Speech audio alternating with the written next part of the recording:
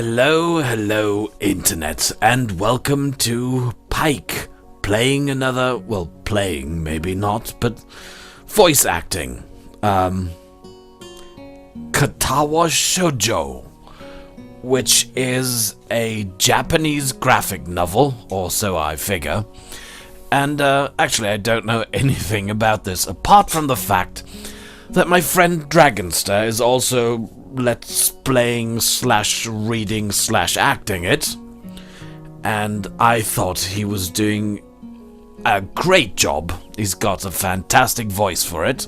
Link down below, of course, in the description. And I was kind of enraptured by the story and by this kind of game / novel because it's totally unknown to me. It reminds me of multiple choice books when I was a lad, but they usually sucked. There were these D&D, go right or go left, slay the dragon or run kind of things, and I wasn't exactly into... I mean, I love role-playing, but I like... how can I say it? Complex role-playing. I never liked these cheap adventure dungeon crawling things. I mean, it's okay for sometimes, but just short episodes of it, please, and then I would like to have a plot again. Alright, so I decided to go for this as well. Because although I love the way Dragonster did it, there were a few choices that he made that I wouldn't have made. And I became extremely curious because, like I said, I like acting, I like voice acting, I like role-playing. I like drama, I've got to admit it, and I like human beings, I like people, I like the way they interact, the joys of it, the complications that arise, and the heartbreak that sometimes ensues, as well as the good things, you know, the love, the highs, the emotions, spring, wind in your hair, all that kind of stuff. Call me sentimental, but it has happened. It has been known to happen that Pike has been sitting in his bed with tears in his eyes, reading a book. And the same has been true for movies, though that doesn't happen very often. I'm more of a, how do you say, the best cinema is the one you've got in your head, naturally. So read, people, read. But video games and movies are not too far behind. So, yes. Oh, before I start, I also disabled adult content. Like I said, I watched about 20 episodes of Dragonster's Let's Play, and then I stopped, of course, because I by then had decided I want to have a go at this too. It might go horribly wrong, you might hate it, I might hate it, who knows, but I wanted to try, so I, of course, stopped watching him in order not to get too much information.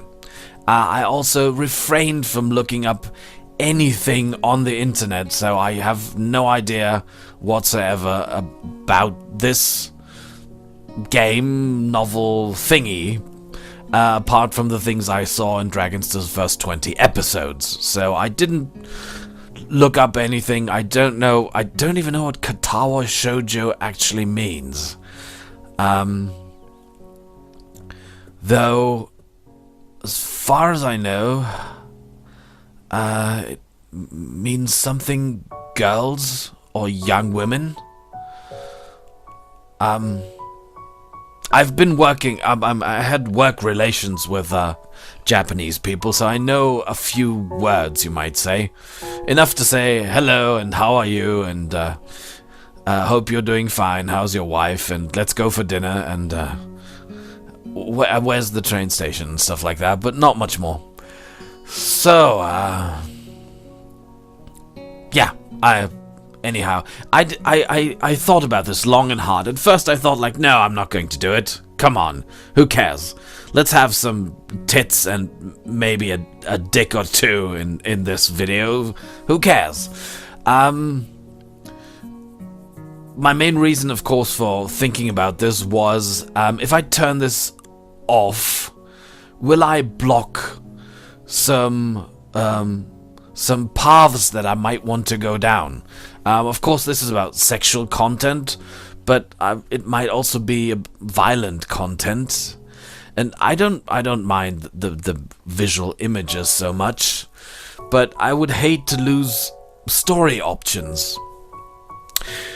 But then the thought occurred to me that I might get a lot of viewers who would actually jump onto my channel to see manga sex. And that's not what my channel is for. My channel is for role-playing, for voice acting, for reading, and for entertainment. And I don't really want these viewers, so that actually pushed me over the cliff, and I said, alright, I'm going to disable it. I hope it's only blocking the pictures and adding, I don't know, black bars or something. I hope I don't lose story content, but I guess not. Alright, let's jump into it. Now, my biggest problem, of course, will be the main protagonist is a young man of 16, 17. So, I'm going to... I'll have to do something about my voice. And the rest of the cast, seemingly, so far, apart from this second dude that occasionally pops up, seem to be young women, which is going to be even harder. But hey, I'll give it a try.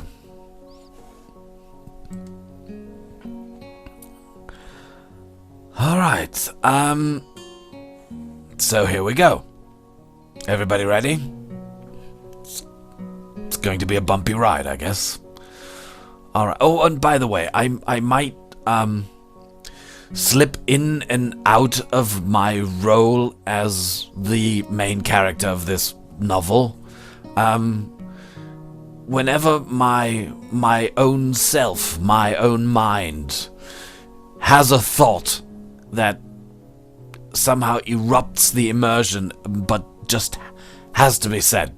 That sometimes happens, even in role-playing. I mean, sometimes when I'm completely in character, I can't do that anymore. I cannot think as myself anymore.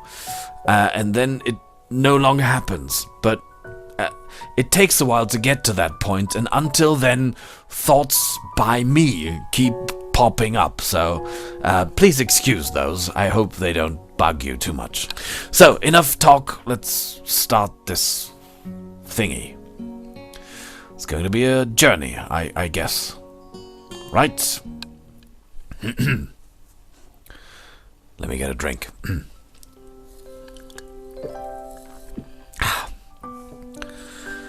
A light breeze causes the naked branches overhead to rattle like wooden wind chimes.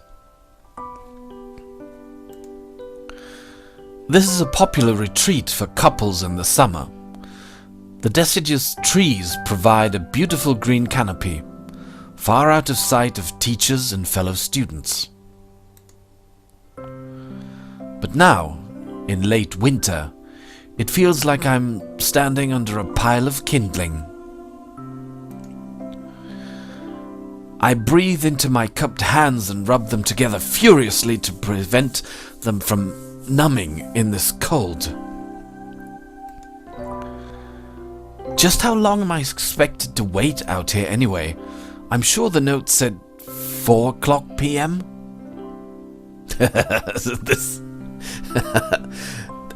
sorry. Memories. I mean, it's been so long ago that I was 14, 15, 16, and received notes that actually asked me to meet someone at a certain time. And boy, was I nervous, especially when I had no clue of who it would be. Yeah, sorry, rambling, old man. Wrong character, wrong mode. But yeah, those were the days. Ah yes, the note slipped between the pages of my math book while I wasn't looking. As far as cliches go, I'm more a fan of the letter in the locker, but at least this way shows a bit of initiative. As I ponder the meaning of the note, the snowfall gradually thickens. The snowflakes silently falling from the white painted sky are the only sign of time passing in this stagnant world. Their slow descent upon the frozen forest makes it seem like time is slow to a crawl. Oh my, the boy's a poet! Very melancholy thoughts, my dear. Oops. What was that? Looks like the sound effect caused a lag. The rustling of dry snow underfoot startles me, interrupting the quiet mood. Someone is approaching me from behind. Hisao? You came?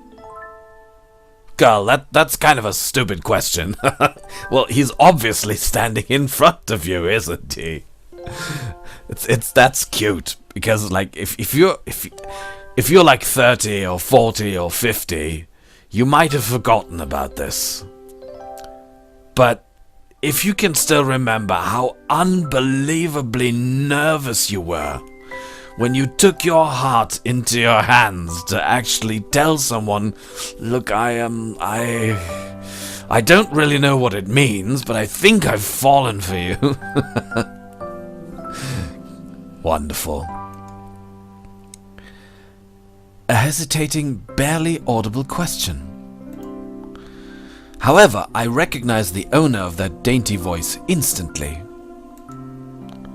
I feel my heart skip a beat. It's a voice I've listened to hundreds of times, but never as more than an eavesdropper to a conversation.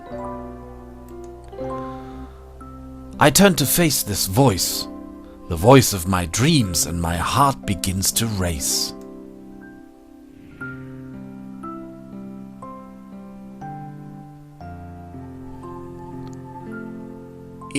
Iwanako? I got a note telling me to wait here. It was yours? Damn it. I spent all afternoon trying to come up with a good line, and that was the result. Yes.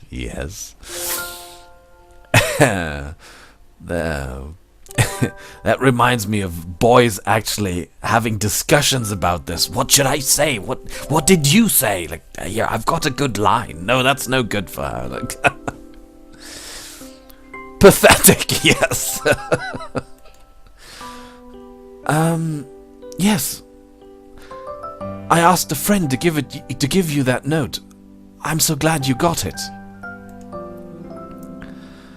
A shy, joyous smile that makes me so tense I couldn't move a single muscle even if I tried.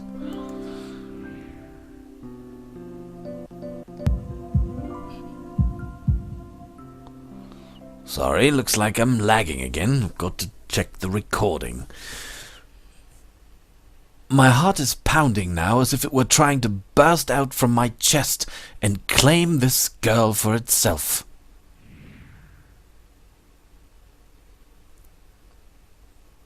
So, here we are, out in the cold. Once again the wind steers up the branches. The cacophonous noise is music to my ears. Iwanako flinches ever so softly against a gust of wind. As it passes, she rights herself as if supported by some new confidence. Her eyes lock with mine, and she lazily twirls her long dark hair around her finger. All the while, the anxious beating of my heart grows louder. My throat is tight. I doubt I could even force a word out if I tried. You see, I wanted to know... Uh-oh. If you'd go out with me. I stand there, motionless, save for my pounding heart. I want to say something in reply, but my vocal cords feel like they've been stretched beyond the breaking point. Hisao? I reach up to try to massage my throat, but this only sends spikes of blinding pain along my arms. Hisao?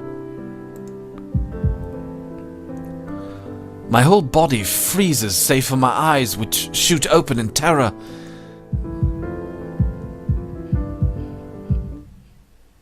Hisao! The beating in my chest suddenly stops, and I go weak at the knees. Uh-oh, not good. The world around me, the canopy of bare branches, the dull winter sky, Iwanako running towards me, all these fade to black.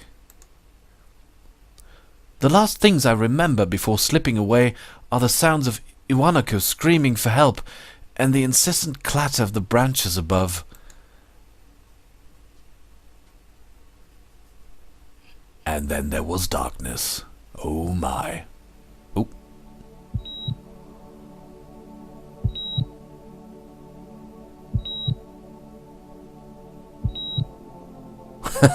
That actually reminds me of Deus Ex Human Revolution. Adam, stay with us. Yep, sorry.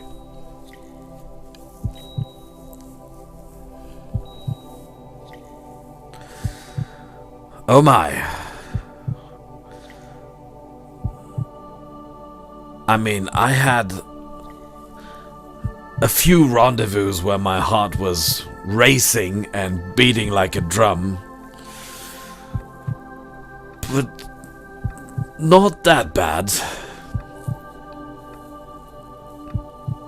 I'm sorry about the lags. I guess it's because I'm recording in extremely high quality. That might be it. So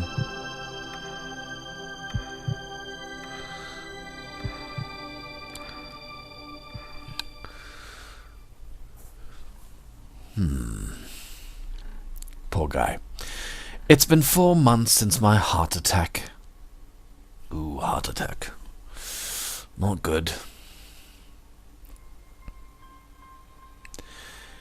In that whole time, I can probably count the times I've left this hospital room unsupervised on one hand.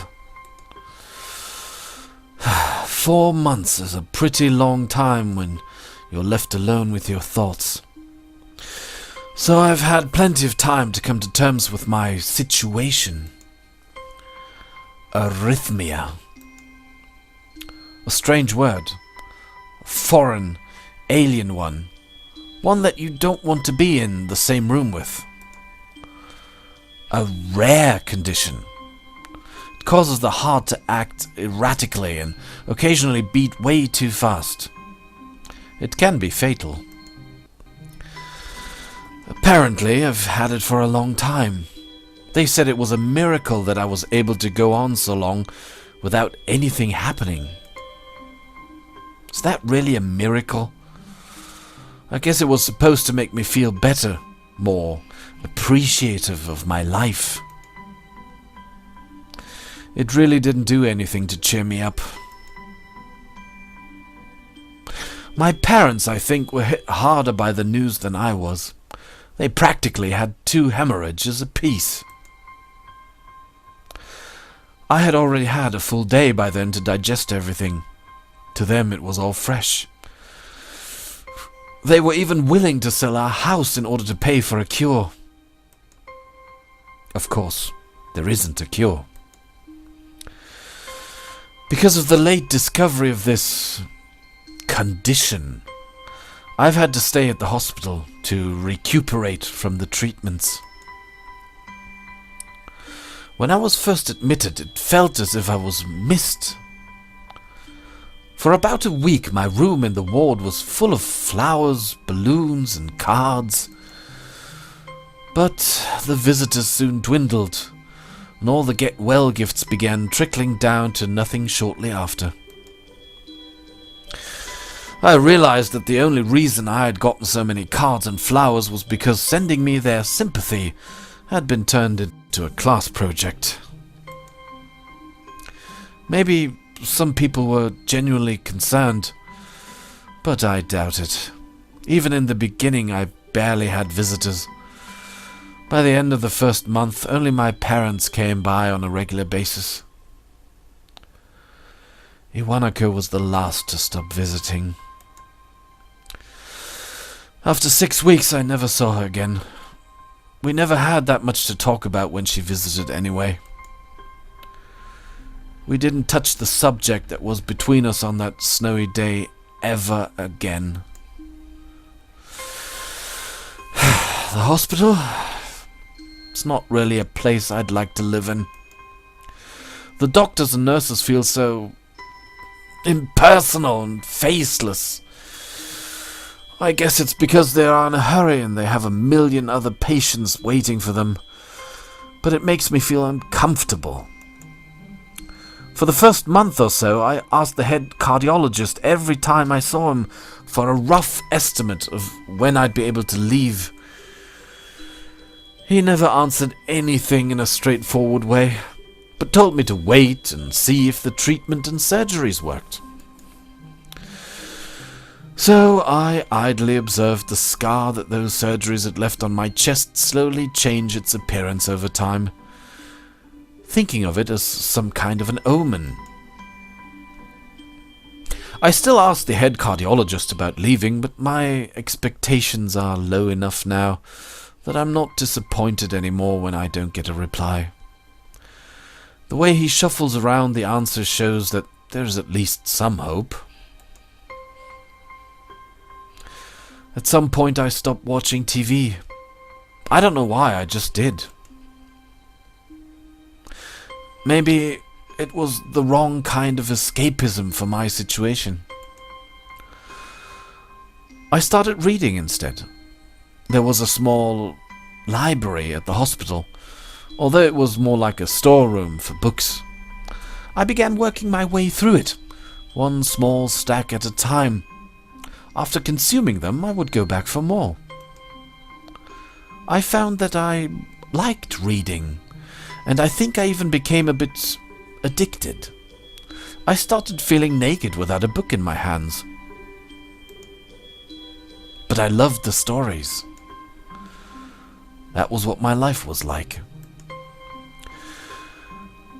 The days became increasingly harder to distinguish from each other, differing only by the book I was reading and the weather outside. It felt like time blurred into some kind of gooey mass I was trapped inside, instead of moving within. A week could go by without me really noticing it. Sometimes I'd pause in realization that I didn't know what day of the week it was. But other times, all the things that surrounded me would painfully crash into my consciousness through the barrier of nonchalance I had set up for myself. The pages of my book would start to feel sharp and burning hot, and the heaviness in my chest would become so hard to bear that I had to put the book aside and just lay down for a while, looking at the ceiling as if I was going to cry. But that happened only rarely, and I couldn't even cry. Today the doctor came in and gives me a smile. He seems excited, but not very. It's like he's trying to make an effort to be happy on my behalf. My parents are here. It's been a few days since I've last seen them. Both of them are even sort of dressed up. Is this supposed to be some kind of special occasion? It's not a party. There's this ritual the head cardiologist has. He takes his time sorting his papers, then setting them aside as if to make a point of the pointlessness of what he just did. Then he casually sits down on the edge of the bed next to mine. He looks me in the eyes for a moment. "Hello, Hisao. How are you today?" I don't answer him, but I smile a little, back at him. "I believe that you can go home. Your heart is stronger now, and with some precautions, you should be fine. We have all your medication sorted out. I'll give your father the prescription." The doctor hands a sheet of paper to my dad, whose expression turns wooden as he reads it quickly. "So many?" I take it from his hand and take a look myself, feeling numb. How am I supposed to react to this? The absurdly long list of medications staring back at me from the paper seems insurmountable. They all blend together in a sea of letters. This is insane. Side effects, adverse effects, contraindications, and dosages are listed line after line with cold precision. I try to read them, but it's so futile. I can't understand any of it. Attempting to only makes me feel sicker. All this for the rest of my life? Every day? I'm afraid that's the best we can do at this point. However, new medications are always being developed, so I wouldn't be surprised to see that list fade over the years. Years? What kind of confidence booster is that? I'd have felt better if he hadn't said anything at all. Also, I've spoken with your parents, and we believe that it would be best if you don't return to your old school.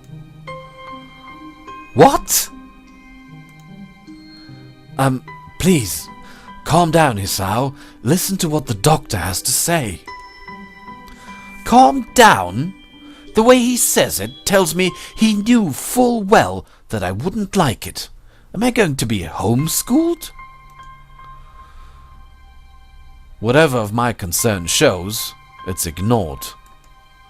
We all understand that your education is paramount. However, I don't think that it's wise for you to be without supervision. At least not until we're sure that your medication is suitable. So I've spoken to your parents about a transfer. It's a school called Yamaku Academy that specializes in dealing with disabled students. Disabled? What? Am I? It has a 24-hour nursing staff, and it's only a few minutes from a highly regarded general hospital. The majority of students live on the campus. Think of it as a boarding school of sorts. It's designed to give students a degree of independence while keeping help nearby. Independence?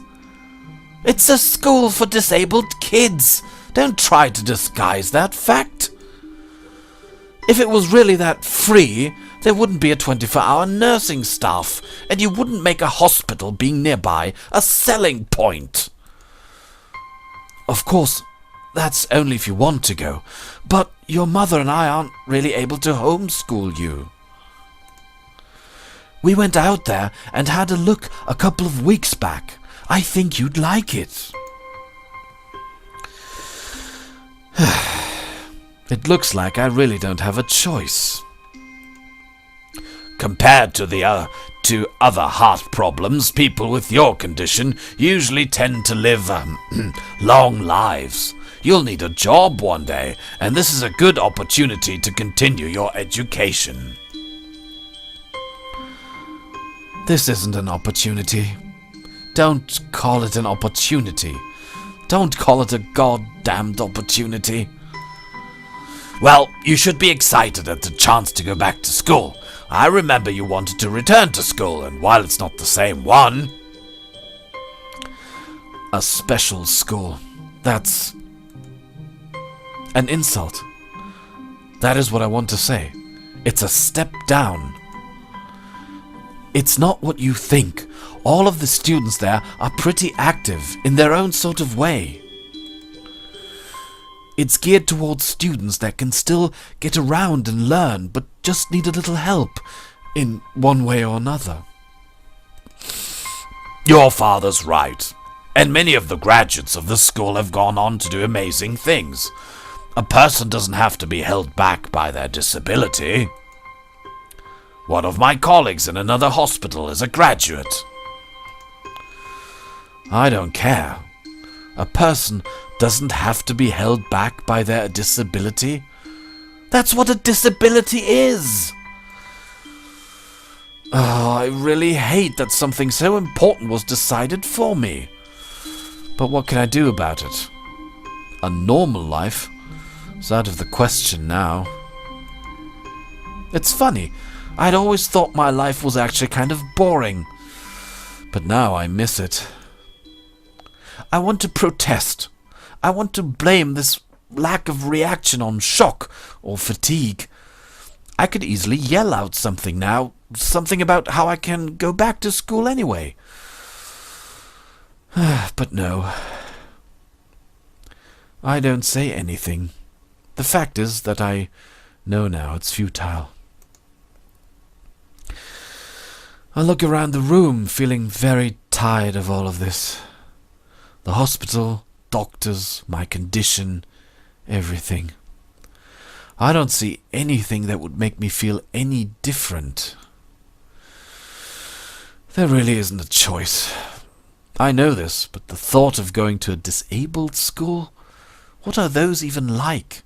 As much as I try to put a positive spin on this, it's very difficult. But let me try. A clean slate isn't a bad thing. That's all I can think of to get me through this. At least I still have something. Even if it's a special school, it's something. It's a fresh start, and my life isn't over. It would be a mistake to just resign myself to thinking that. At the very least, I'll try to see what my new life will look like.